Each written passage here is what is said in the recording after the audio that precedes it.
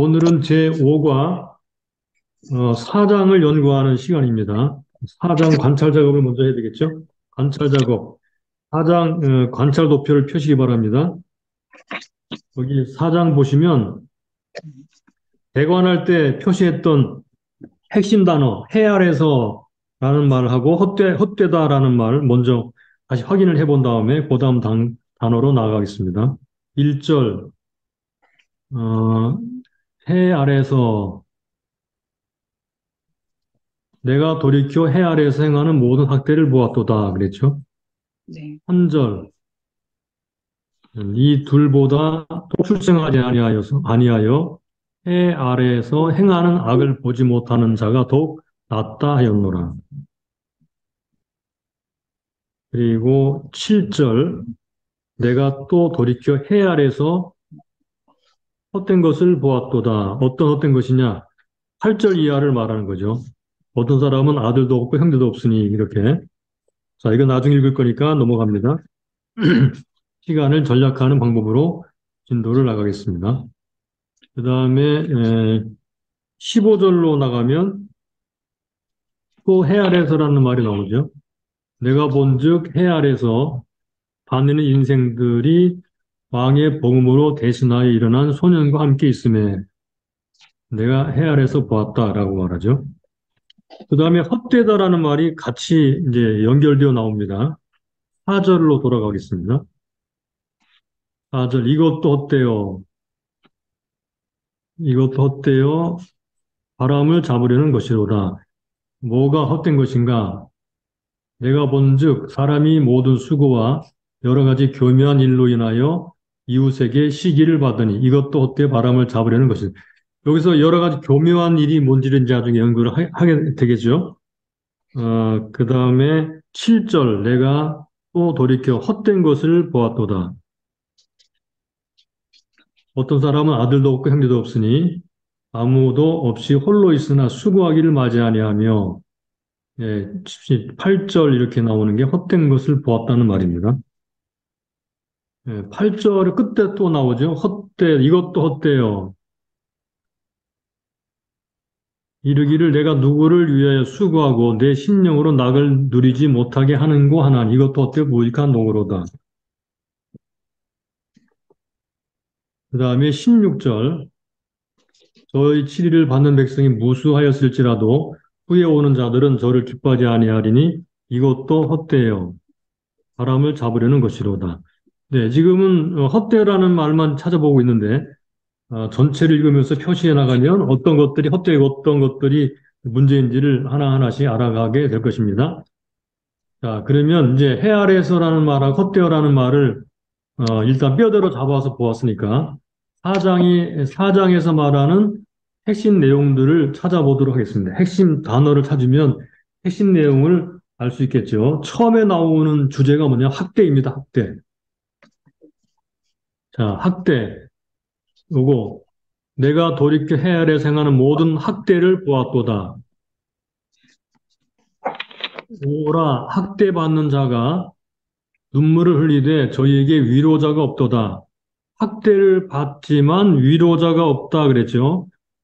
저희를 학대하는 자의 손에는 권세가 있으나 저희에게는 위로자가 없도다.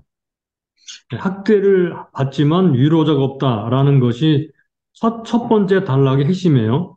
그러므로 나는 살아있는 산자보다 죽은 지 오랜 죽은 자를 복되다 하였으며 이보다도 출생하지 아니하여 해 아래에서 행하는 악을 보지 못하는 자가 더욱 낫다 하였노라. 여기 낫다라는 말이 낫다. 더욱 낫다. 뭐가 더욱 낫다는 거죠? 출생하지 아니하는 것이 더 낫다. 학대받는 사람이 있지만 위로자가 없는데 이런 것을 보니까 살아있는 산자보다는 죽은 지 오랜 자가 더 복되다 하였는데, 그러나 이 둘보다도 출생하지 아니하여서 이러한 악을, 즉, 악이 학대죠, 그죠? 보지 못하는 자가 더 낫다. 낫다라는 말이 핵심 단어입니다. 낫다라는 말이 각 단락에 한 번씩 등장해요. 자, 첫 번째 나오는 게 여기 3절 낫다 이 말이죠. 낫다.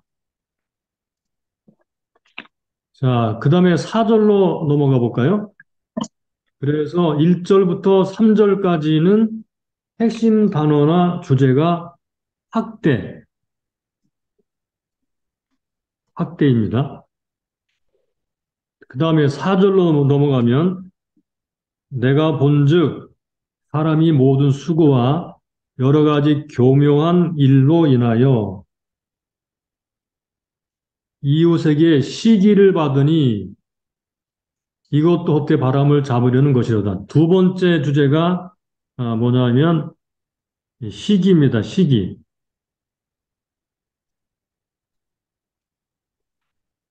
잠깐만요.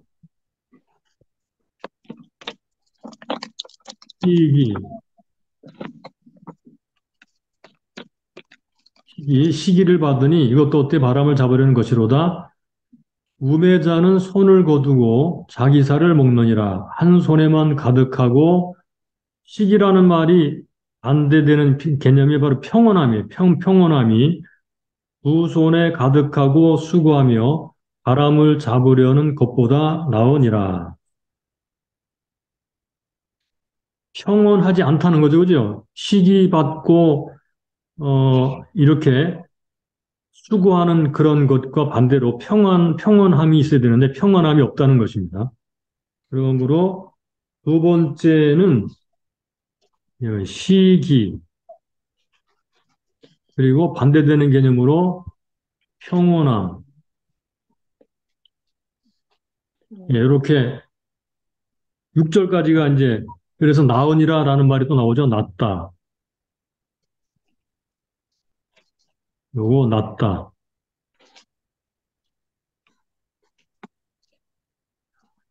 낫다라는 말이 3절에 나왔죠. 그죠? 낫다라는 말이 6절에 또 나왔죠.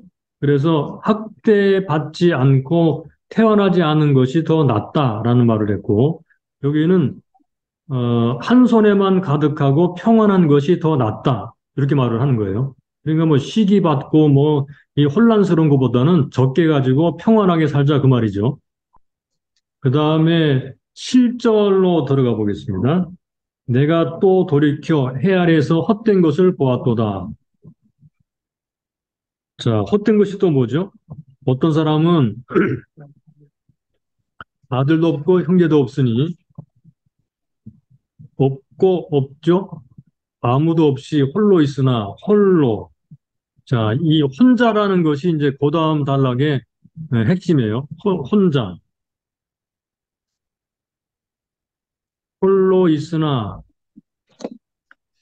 수고하기를 맞이 아니하며 부를 족하게 여기지 아니하면서 이 얘기를 내가 누구를 위하여 수고하고 내 심령으로 낙을 누리지 못하게 하는 거 하나 이것도 어때요? 무익한 노고로다. 홀로 있죠, 그죠?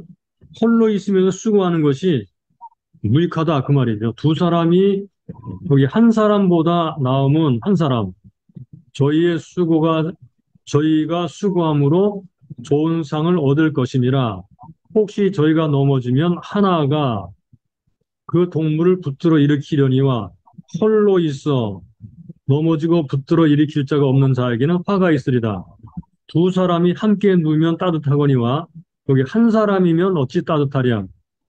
12절 한 사람이면 패하겠거니와 두 사람이면 능히 당하나니 삼겹줄은 쉽게 끊어지지 아니하느니라. 그래서 혼자 있는 것은 나쁘다는 거죠, 그죠? 혼자 있는 것은 안 좋다는 것입니다. 예, 8절부터 그 11절까지, 12절까지 혼자 있는 것은 안 좋다라는 말을 하고 있어요. 그래서 여기는 홀로, 홀로 또는 혼자 이것보다는 둘이나 셋이 낫다라고 말을 하는 게 이제 요 주제입니다. 자, 그 다음에 13절부터 보게 되면요. 13절. 가난하여도 지혜로운 소녀는 늙고 둔하여 간암을 받을 줄 모르는 왕보다 나으니 여기 왕이 나오죠, 왕. 왕관. 자, 왕이 나옵니다. 나오니 저는 그 나라에서 나면서 가난한 자로서 옥에서 나와서 왕이 되었습니다. 왕이 되었습니다.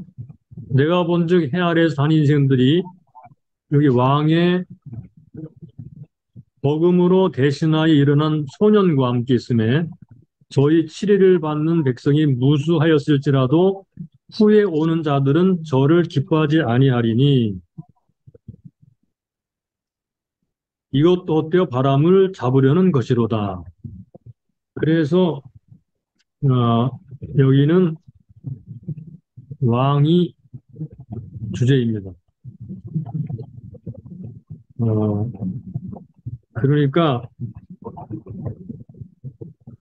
명성을 가지고 있다 하더라도 그것은 덧없다 그런 말을 하고 있는 거예요. 그러면은 각 단락별로 무엇과 무엇이 서로 대조를 이루고 있는가를 볼까요? 1절부터 3절까지의 대조는 위로자가 없다라는 말입니다. 위로자 없다. 학대를 받지 위로자가 없다. 아까 얘기했듯이 시기와 평온함이 대조입니다. 그 다음에 홀로라는 것과 둘 또는 셋, 예, 요게 대조가 되죠. 그리고 왕은 어, 소년과 대조가 되면서 다 같다 이렇게 이런 식으로 말을 하고 있어요. 자, 그러면 대략 이제 관찰을 해봤으니까 단락 나누기를 해볼까요?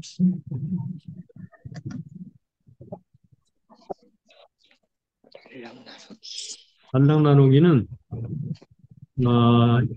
제목을 인생은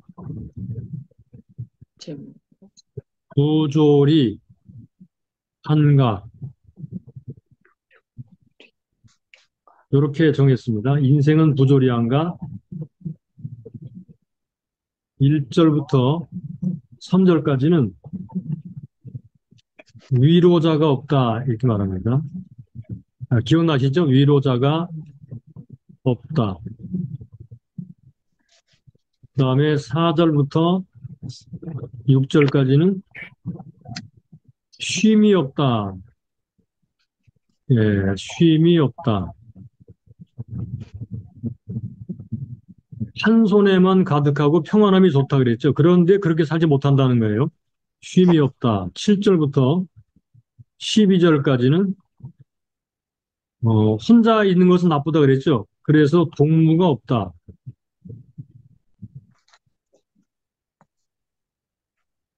이 북한에서 쓰는 말인데 동무라는 말이 좋은 말이죠. 그죠? 동무가 없다. 13절에서부터 16절 명성과 권력은 덧없다.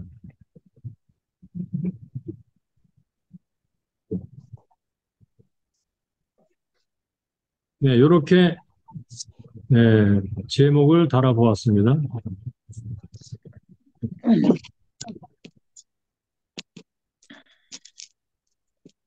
자, 그러면 이제 하나씩 하나씩 연구를 해나가면서 정리를 해 나가도록 하겠습니다. 자, 2번으로 넘어가겠습니다. 2번.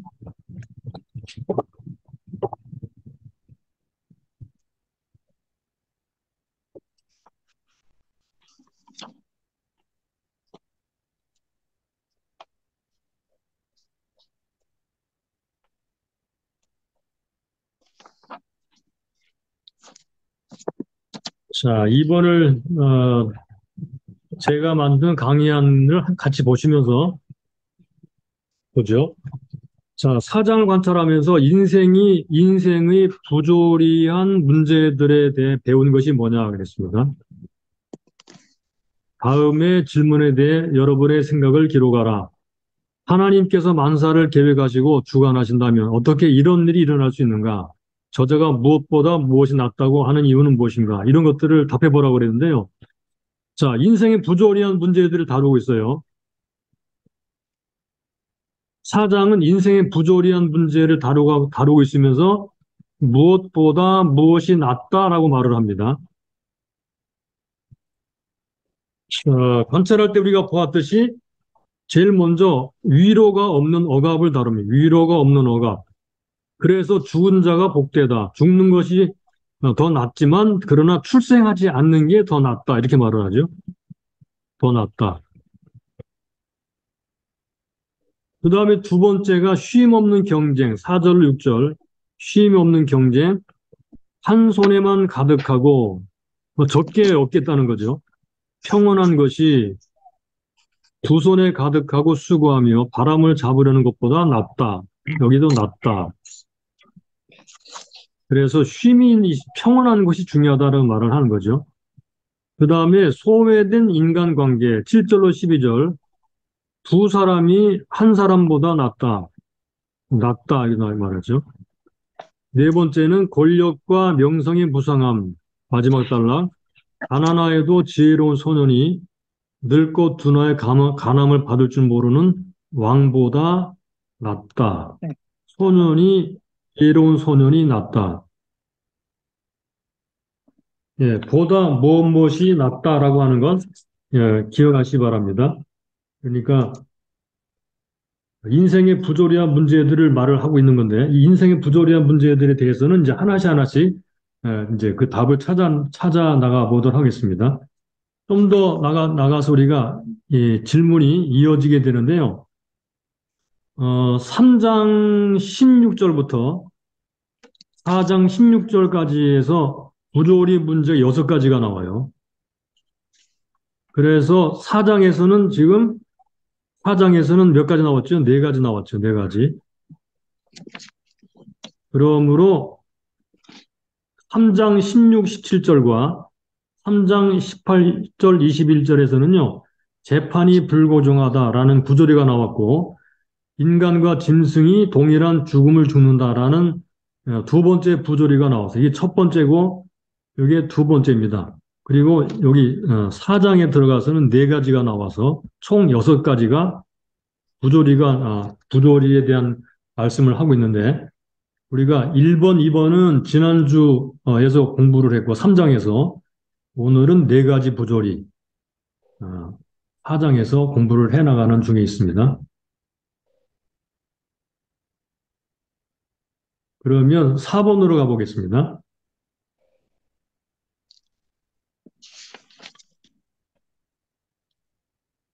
자, 4번, 5번에서는 1절부터 3절까지, 1절로 3절까지를 다루고 있는데, 자, 여기서 말하는 게 뭘까요? 아까도 말씀했지만, 위로자가 없다는 것입니다. 여기에 세 번째 부조리에 위로자가 없다.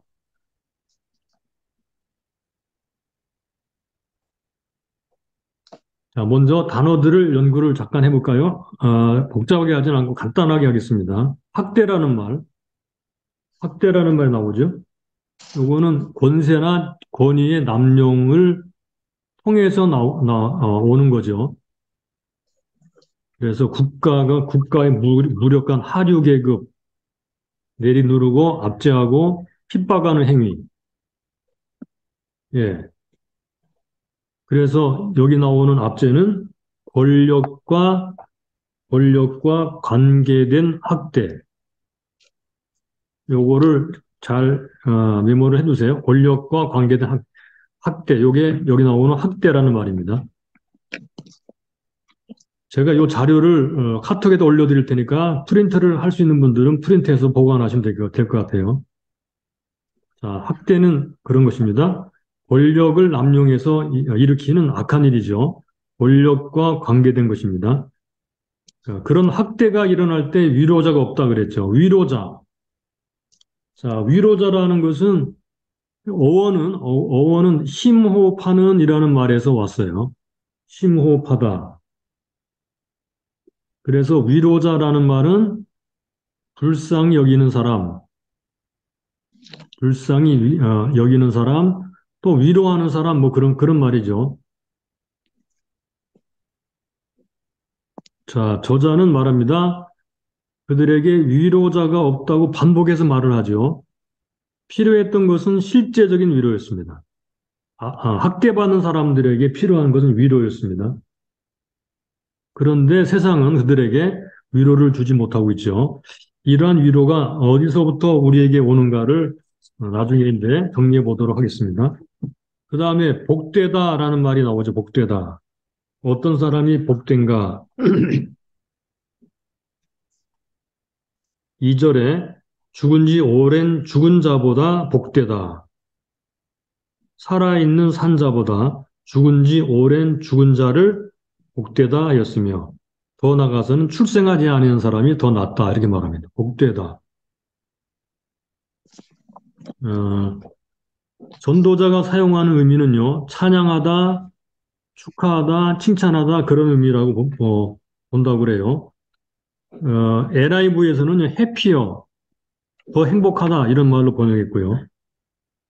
NASB에서는 congratulate라고 돼 있어요.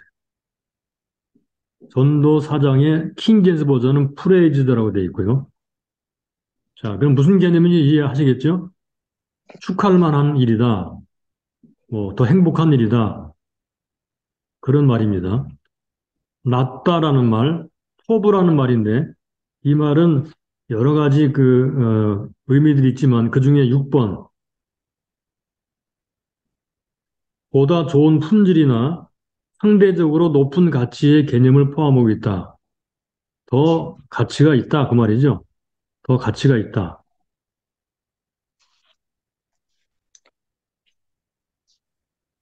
8번에 전도서는 허브, 즉 낫다라는 말을 철학적 최고선의 의미로 사용하고 있다 그랬어요. 그 다음에 악이라는 말이 나오죠.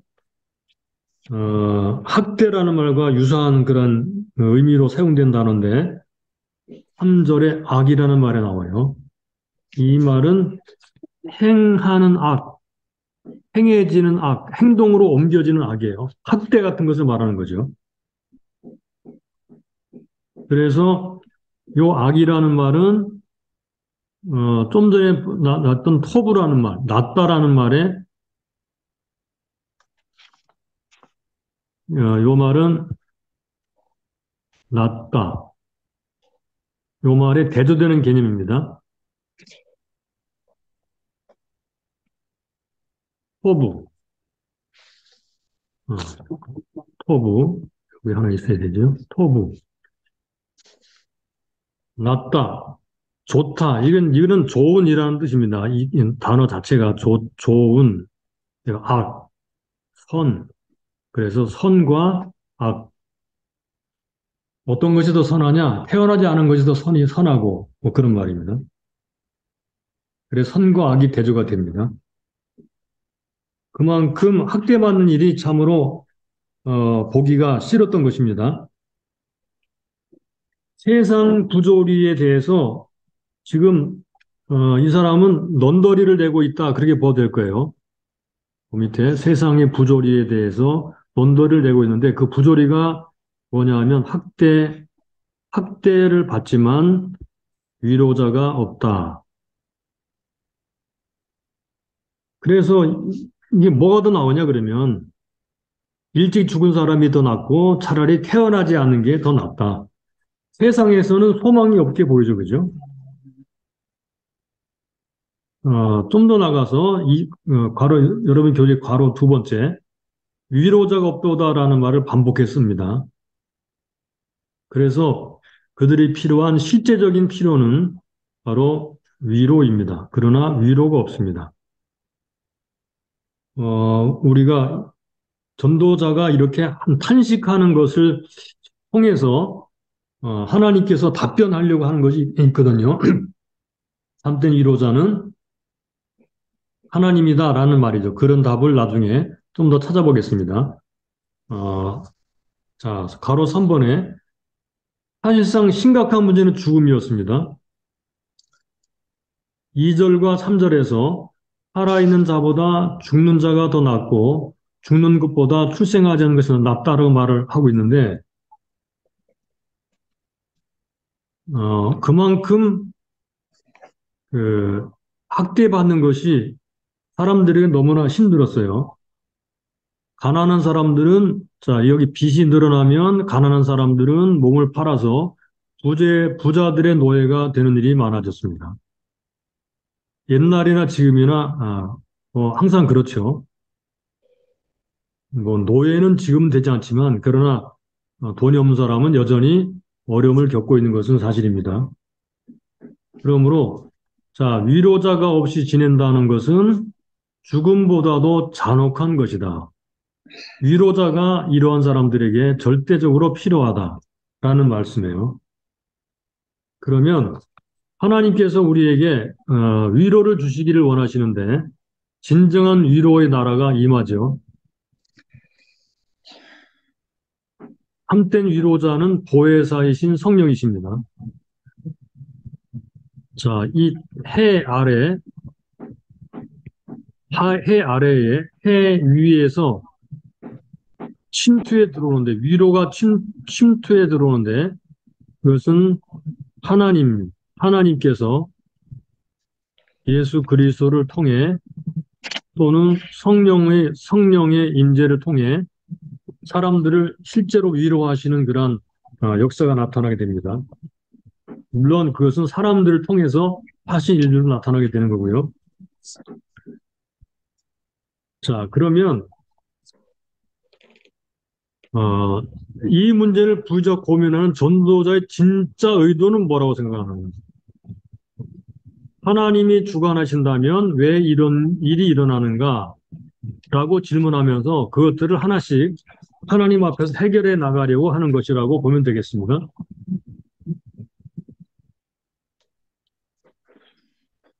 자, 그래서 문제는 궁극적 위로를 우리가 얻어야 되는데 그 궁극적 위로는 어떻게 오는가?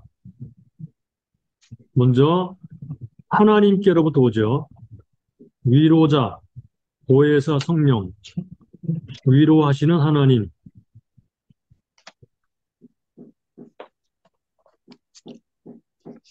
그리고 두 번째로는 그리스도인들이 위로자이신 성령을 받은 사람들인 그리스도인들이 참된 위로자가 되어야 되겠죠. 그래서 그다음 성경 구절에 보니까 고린도서 1장 3절로 11절까지 해서 어, 모든 위로의 하나님이라고 말해요. 모든 위로의 하나님께서 우리를 위로하사 우리로 하여금 하나님께 받는 위로로서 환난 중에 있는 모든 자를 능히 위로하게 하시는 일시로다 그랬어요. 그러므로 여기서도 알 수 있는 것은 일단은 하나님의 위로가 사람들에게 임하고 이게 그리스도인들이죠. 그 사람들이 다른 사람들, 여기는 또 다른 그리스도인들과 세상 사람들, 대상으로 하고 있는 것을 볼 수 있는데, 여기서는 직접적으로는 믿는 사람들이죠. 자, 또 다른 세상 사람들에 대한 위로를 하나님이 원하시는데, 자, 여러분 교재 3번으로 넣어볼까요? 교재 괄호 3번. 마태복음 25장 31절로 46절. 오른편에 있는 양과 염소를 분별하는 것 같이 양과 염소. 그래서 오른편에는 양, 왼편에는 염소. 오른편에 있는 자들에게 말씀하셨죠. 어떻게 했다고 하나요? 내 아버지께 복받을 자들이여 나와 창세로부터 너희를 위해 예비한 나라를 상속하라. 내가 줄일 때에 너희가 먹을 것을 주었고 목마를 때 마시게 하였고 나그네 되었을 때 영접하였고 벗었을 때 옷을 입혔고 병들었을 때 돌아보았고 옥에 갇혔을 때 와서 보았느니라. 그랬더니 언제 우리가 주님에게 그렇게 했습니까? 라고 말을 하죠. 그랬더니 40절 내가 진실로 너에게 이르노니 너희가 여기 내 형제 중 지극히 작은 하나에게 한 것이 곧 내게 한 것이니라. 그러므로 위로받은 그리스도인들이 다른 형제 혹은 작은 자 이런 사람들에게 위로가 되는 것을 하나님이 원하시고 그런 사람들을 하나님의 나라에 들어오게 하신다는 거예요. 그러므로 하나님께서 우리에게 위로의 책임을 주셨습니다. 위로의 책임이 우리 믿는 사람들에게 있다라는 말이죠. 물론 맨 먼저 참된 위로이신 하나님을 받고 하나님으로부터 위로받은 자가 다른 사람들을 위로할 책임을 갖게 되는 거죠. 그 다음에 6번으로 넘어가 보겠습니다.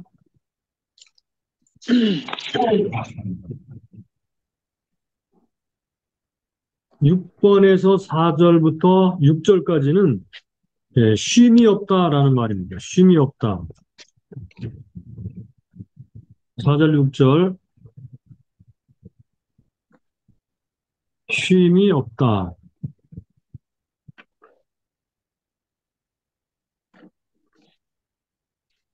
4절, 내가 또 본즉 사람이 모든 수고와 여러 가지 교묘한 일로 인하여 이웃에게 시기를 받으니 이것도 어때요? 바람을 잡으려는 것이로다.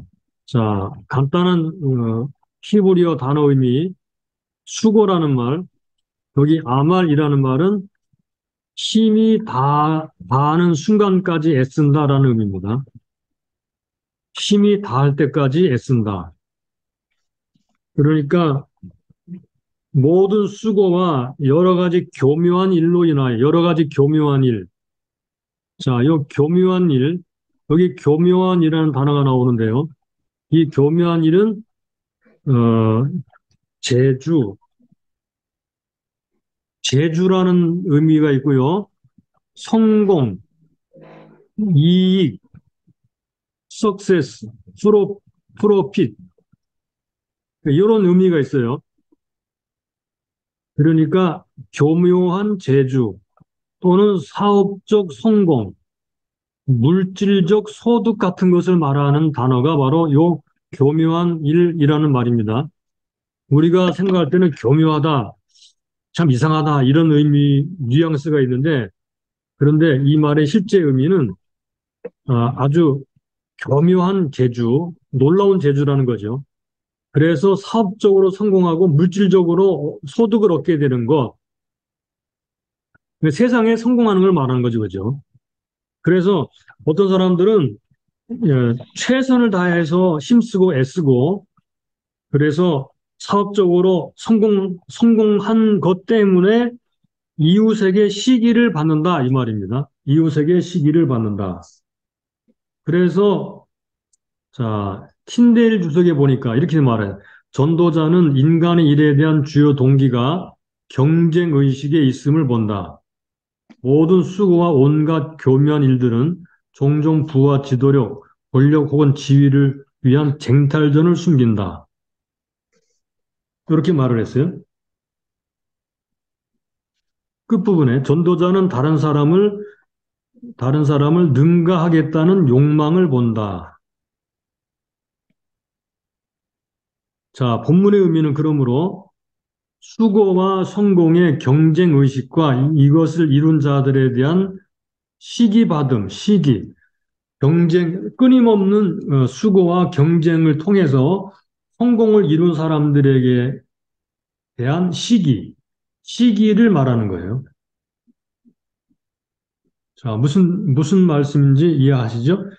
그래서 시기라는 말을 볼까요? 시기. 여기 맹렬한 질투. 시기를 받으니 맹렬한 질투입니다. 질투를 받았습니다. 그래서 4장 4절을 공동 번역으로 보게 되면요.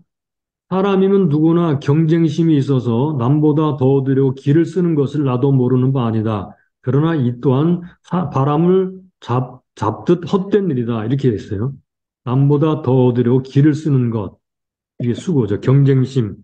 교묘한 일은 경쟁심이라고도 그렇게 번역을 한 것 같이 보여집니다. 자, 그러다 보니까 쉼이 없죠. 예. 그러므로 이제 6절에 보니까 한 손에만 가득하고 평온함이 두 손에 가득하고 수고하여 바람을 잡으려는 것보다 낫다 그랬습니다.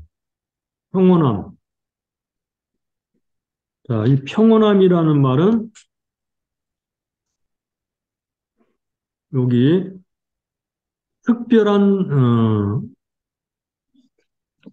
여기 승리, 구원 등의 의미를 가진 채 특별한 처소에 안치되어지는 것, 평온함. 그래서 그거를 다른 말로 뭐 안식이라고 그렇게 불러주죠. 안식 또는 영어로 레스트. 예, 이렇게 번역이 될 수도 있어요. 그래서 고요한 행복, 고요한 즐거움. 이렇게도 이제 해석을 했습니다. 내적 평온, 즉 안전의 상태. 예, 안식이라고 하는 말, 예, 쉽게 기억할 만한 그런 예, 단어입니다. 자, 그러면 5절은 어떤 사람을 비유한 것입니까? 라고 물었어요. 어떤 사람을 비유했는가? 5절에 언급된 사람은 4절과 어떻게 다른가? 4절은 게으른 사람이죠. 그죠? 예, 4절은, 5절은 게으른 사람이죠. 5절은 게으른 사람이고, 4절은 어떤 사람인가요? 엄청나게 경쟁심이 지나친 사람입니다. 5는 4절. 경쟁심이 지나친 사람. 그래서 5절과 4절은 반대예요. 그러니까 어떤 사람은 경쟁에 대해서 너무 무관심하고 어떤 사람은 경쟁에 대해서 너무 지나치고 지금 이런 얘기를 하고 있습니다. 두 극단을 왔다 갔다 하는 그런 사람들이죠. 게으름과 지나친 경쟁으로 인한 수고의 극단을 왔다 갔다 하는 존재. 그래서 6절에서는 한 손에만 가득하고 평안한 삶을 추구해야 된다라고 말을 하고 있는 거예요. 적절한 만족을 추구하라 그런 말이죠. 적절한 만족. 우리는 여기서 한 가지 중요한 메시지를 받을 수 있는데 인생이 살아가는 에너지, 경쟁심은 이 지옥입니다. 지옥. 그러니까 에너지를 경쟁심에서 찾지 말고 하나님에게서 찾으라. 그래서 하나님 때문에 열심히 수고하고 노력하고 일하는 거죠. 천국의 사람으로, 그 다음에 사랑으로 그렇게 하는 것입니다. 그러나 자신의 뭔가를 성취하기 위한 경쟁심에서 한다면 그것은 바로 그 지옥 자체가 되는 것입니다. 자, 4절부터 6절까지 나오는 세 종류의 사람. 첫째, 지나친 경쟁을 가진 사람. 둘째, 너무 게으른 사람. 셋째, 적당히 취하고 쉼을 누리는 사람. 이 셋 중에 어떤 사람이 되어야 되겠어요? 예, 물론 세 번째입니다. 그렇다고 많이 이렇게 성공적으로 이 취한 거 얻고 성공한 사람을 반대하는 것은 아닙니다. 이것은 안식을 포기한 상태, 지나치게 경쟁하며 살아가는 것이 옳지 않다는 것을 말하는 것입니다. 우리의 동력을 하나님에게서 찾는 것 중요한 것입니다. 자, 그 다음에 넘어가서 8번으로 가보겠습니다. 8번.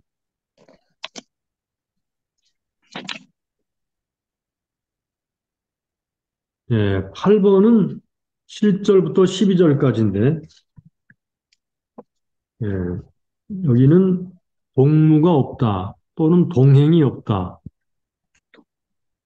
동무라는 말이 더 적절한 것 같아요. 동무가 없다.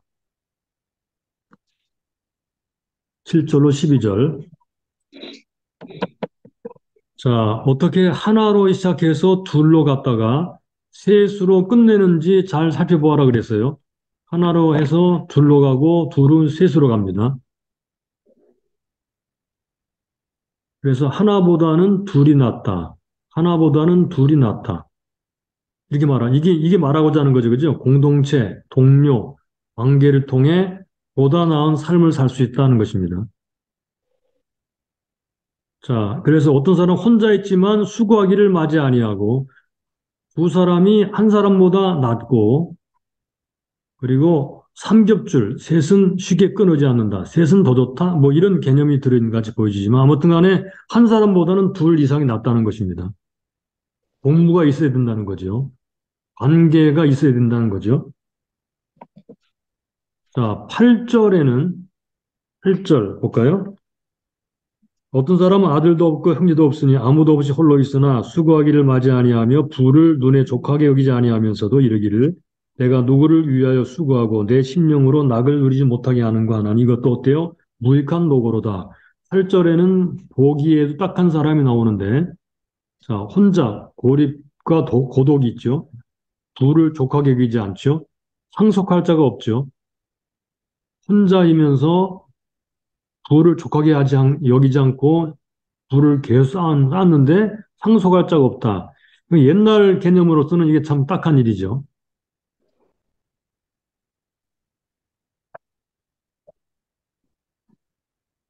하나님께서 우리를 세상에 살 때 두 사람 이상이 함께 살도록 창조하셨습니다. 이 원리를 이제 저버리게 될 때 인생에 온 고립, 고독, 비참함, 암담함 뿐이죠. 자, 9절로 12절을 읽으면서 둘이 함께 둘이 함께 할 때 얻는 유익에 기록하라 했죠. 일할 때 좋은 협력을 통한 성공을 말하는 것입니다. 예, 일할 때 둘이 하면 성공할 확률이 높아지죠. 길을 갈 때, 연합하다. 동무가 있으면 붙들이 일으켜 줄 수가 있게 되죠. 누울 때, 두 사람, 부부, 또는 광야를 여행한 대상들이 함께 누우면 따뜻하죠. 본문이 하는 말입니다. 여행할 때, 위험한 광야길 여행할 때, 노상에서 강도를 만날 수 있는데, 두 사람이면 능히 감당할 수 있습니다. 노상에서 위험에서 보호를 받을 수가 있게 됩니다.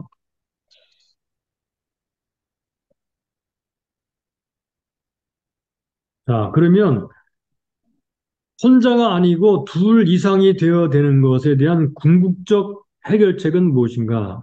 세상에서는 둘이 뭐 함께 했다고 해서 다 해결되는 건 아니죠. 군중 속의 고독이라는 말이 있지 않습니까? 그죠? 아무리 많은 사람 속에 있다 하더라도 사람은 궁극적으로 하나님과 함께 하지 않으면 혼자입니다. 그렇죠? 지옥은 많은 사람이 있지만 각자가 다 나름대로 고통을 당하지만 천국은 공동체로 모든 사람이 함께 행복하게 사는 세상이죠. 그러므로 이 궁극적 해결책은 하나님에게서 오는 것입니다. 그래서 하나님께서 우리와 함께 하시기 위해서 자, 요한복음 14장 18절에 내가 너희를 고아와 같이 버려두지 아니하고 너희 오리라 그랬죠. 그 오는 분이 누구죠? 바로 보혜사입니다.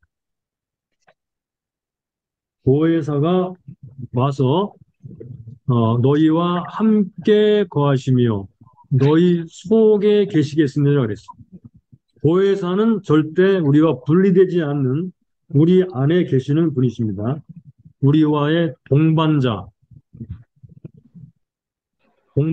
또는 내주자. 예, 이게 성령이시죠. 중요한 것은 그러므로 하나님이 나와 함께 계신다. 하나님이 나와 함께 하신다는 진리. 요거를 우리가 굳게 믿고 하나님과 함께 동행하는 것. 이것보다 더 좋은 것이 없겠죠. 하나님과 함께 하신다는 이 놀라운 진리. 이게 바로 궁극적 해결책이고 이런 사람들이 모여서 하나의 공동체를 이루는 것이 바로 교회입니다. 그래서 교회 안에도 성령님이 거하시게 되죠. 자, 이제 마지막 단락 13번으로 넘어가겠습니다.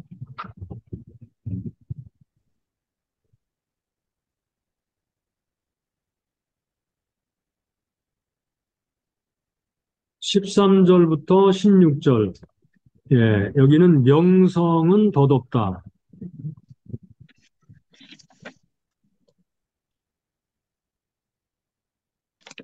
예, 인간의 부조리의 이제 네 번째, 그러니까 3장부터 말하면 여섯 번째입니다. 여섯 번째 부조리. 권력과 명성이 있지만 그것도 다 헛되게 지나가고 바람을 잡으려는 것 같이 지나간다. 이것도 참으로 인간에게 부조리다 그런 말이죠. 자, 본 단락의 이야기 이렇습니다. 간단하게 설명을 하자면 가난하지만 지혜로운 한 젊은이가 가난을 받을 줄 모르는 운명한 왕의 통치하에서 감옥에까지 갔으나 나중에 대중의 지지를 얻어 왕이 되어 무수한 사람들이 그를 따랐다. 그러나 그 역시 앞에 늙은 왕과 같은 신세가 되어 전인자의 운명을 따르게 되었다. 그 말입니다. 이게 13절, 13절부터 나오는 그런 이야기예요. 13절, 16절. 여기 무수하였을지라도 라는 말이 16절에 나오죠. 이게 권력과 인기와 명성과 지위는 영원한 것이 아니죠. 여기 가난하지만 지혜로운 젊은이나 여기 우매한 왕, 그러니까 왕과 비교할 때 젊은이가 더 소망이 있어 보이죠, 그죠? 처음에는 그랬지만 나중에는 왕과 젊은이가 똑같아졌다는 것입니다.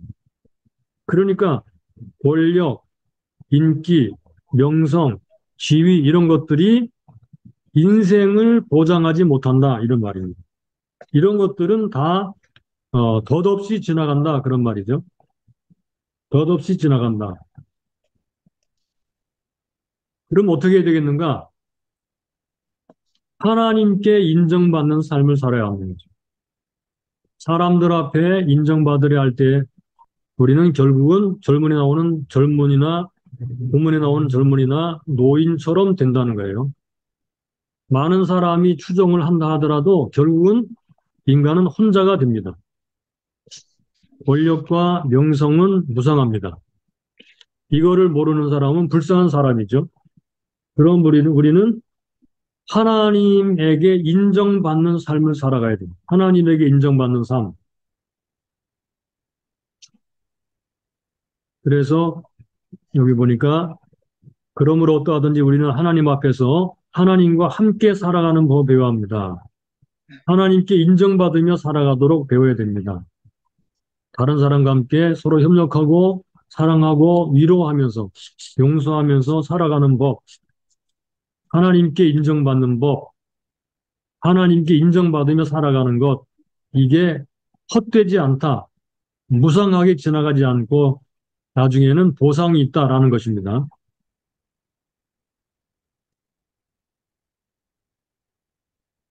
그래서 고린도전서 4장 3절부터 5절까지 여기 보니까 바울은 이렇게 말을 했습니다. 너희에게나 다른 사람에게나 판단받는 것이 내게는 매우 작은 일이라 나도 판단하지 아니하노니 내가 자책을 아무것도 깨닫지 못하나 이로 말미암아 의롭다함을 얻지 못하노라. 다만 나를 심판하실 이는 주시니라. 그러므로 때가 이르기 전 곧 주께서 오시기까지 아무도 판단하지 말라. 그가 어둠에 감추인 것들을 드러내고 마음의 뜻을 나타내시리니 그때 각 사람에게 하나님으로부터 칭찬이 있으리라. 예, 하나님에게 칭찬받는 삶. 결론을 맺겠습니다. 결론.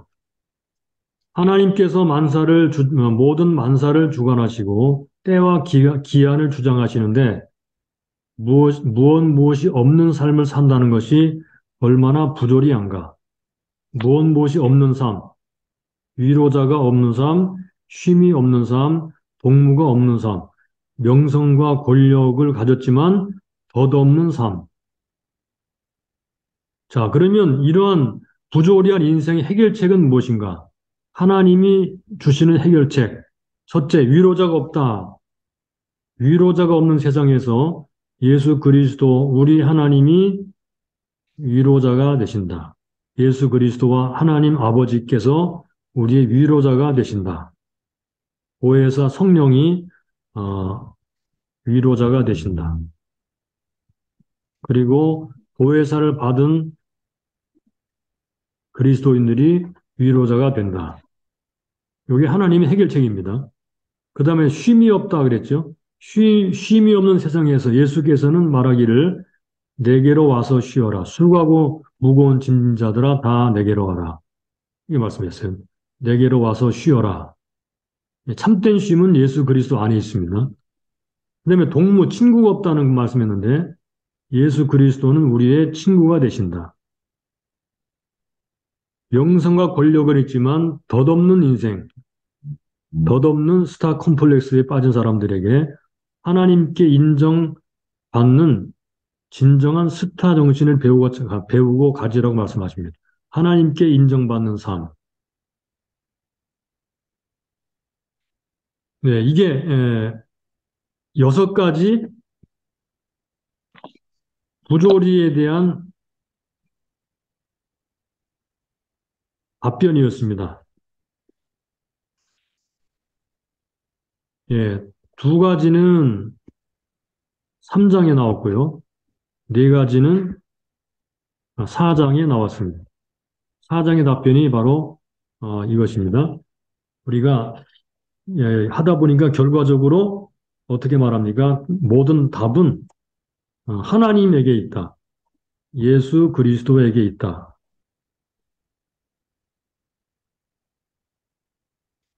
또 보혜사에게 있다. 이, 이것을 해결책으로 제시하시고 그것을 우리에게 주신 분은 하나님 아버지시다.